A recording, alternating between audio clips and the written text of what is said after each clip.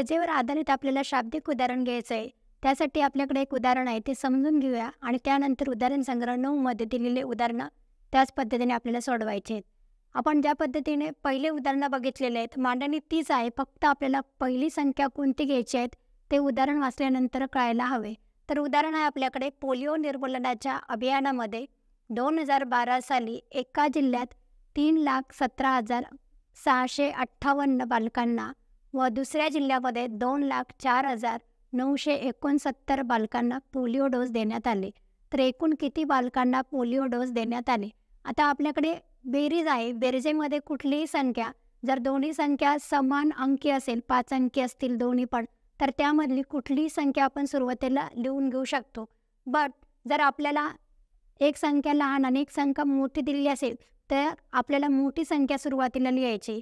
इथे आपल्याकडे दोन्ही संख्या सारख्याच आहेत आणि सांगितलेलं आहे की एका वर्षी 2012 मध्ये काही मुलांना पोलिओ डोस देण्यात आला, नंतर दुसऱ्या जिल्ह्यामध्ये वेगळ्या मुलांना डोस देण्यात आला. आता टोटल 2012 मध्ये किती पोलिओ डोस किती बालकांना देण्यात आला हे आपल्याला करायचं आहे. तर या ज्या दोन संख्या आहेत, फक्त या दोन संख्यांची आपल्याला बेरीज करायची. आलेले जे उत्तर असेल तर ते बालकांची संख्या असेल 2012 मधले पोलिओ डोस घेणाऱ्या. तर आपण सुरुवातीला 3,17,658 ही संख्या लिहून घेऊया. मग इथे आपल्याला लिहायचं आहे की पहिला जिल्हा, मग जिल्ह्याचं नाव दिलेलं फक्त पहिला जिल्हा, मुलांची संख्या 3,17,658 आणि दुसरा जिल्हा आहे, म्हणजेच इथे आपल्याला अशा पद्धतीने लिहून घ्यायचं आहे. दुसऱ्या जिल्ह्यात मुलांची संख्या होती 2,04,969. एकूण विचारलं, एकूण हा शब्द आला म्हणजे इथे बेरीज करावी लागते. या दोन्ही संख्या एकत्र करायच्या आहेत. आता 8 अधिक 9 बरोबर 17, 17शी 7 हातचा आला 1, 6 आणि 6 12 हातचा आला 1, 9 आणि 1 10, 10 आणि 6 16, 16शी 6 हातचा आला 1, 7 आणि 1 8, 8 आणि 4 12 हातचा आला 1, 1 आणि 1 2 आणि शेवटी 5. आता ही संख्या झाली 2012. यामध्ये एकूण मुलांना दिलेला पोलिओ डोस. मग एकूण मुलांची संख्या आहे आपल्याकडे 5,22,627 हे उत्तर आलं. आता शाब्दिक उदाहरण असल्यामुळे आपल्याला उत्तरसुद्धा शाब्दिक स्वरूपामध्ये लिहून घ्यावं लागते. एवढं केलं. यानंतर आता लिहायचं आहे आपल्याला की 2012 मध्ये एकूण आलेल्या उत्तराची संख्या एकूण 5,22,627 बालकांना पोलिओ डोस देण्यात आला.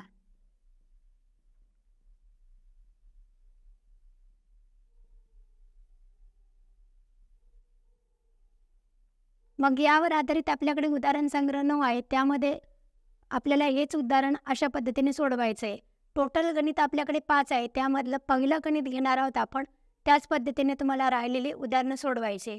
मग पहिलं गणित काय आपल्याकडे, एका निवडणुकीत 13,47,048 स्त्रियांनी व 14,29,638 पुरुषांनी मतदान केले. स्त्रियांची आणि पुरुषांची वेगवेगळी संख्या दिलेली आहेत.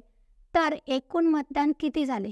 म्हणजेच आपल्याला स्त्रियांची दिलेली संख्या आणि पुरुषांची दिलेली संख्या एकत्र करून आलेलं जे उत्तर असेल ते असेल टोटल मतदान केलेल्या लोकांची संख्या. मग उदाहरण लिहिताना डायरेक्टली आपल्याला संख्या न लिहिता पहिले सुरुवातीला आपल्याला उदाहरणामध्ये लिहायचं आहे स्त्रियांची संख्या किती आहेत. मग स्त्रियांची संख्या असं शाब्दिक स्वरूपामध्ये लिहून घ्यायचं आहे. स्त्रियांची संख्या बरोबर दिलेली संख्या लिहून घ्यायची आहे. ते आपल्याकडे 13,47,048.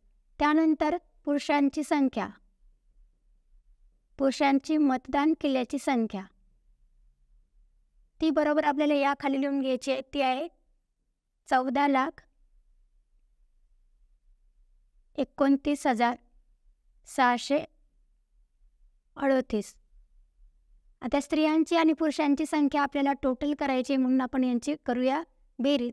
8 अधिक 8 16शी 6 हातचाला 1, 4 आणि 3 7 आणि 1 8, 6शी 6 9 आणि 7 16, 16शी 6 हातचाला 1, 4 आणि 1 5 आणि 2 7, 4 आणि 3 7 1 आणि 1 2. उत्तर आलं 27,76,686 ही झाली आपली टोटल स्त्रियांची आणि पुरुषांची मतदान केल्यांची संख्या. मग उदाहरणामध्ये आपल्याला उत्तर लिहायचं आहे इथे शेवटी. एकूण मतदान झालेल्या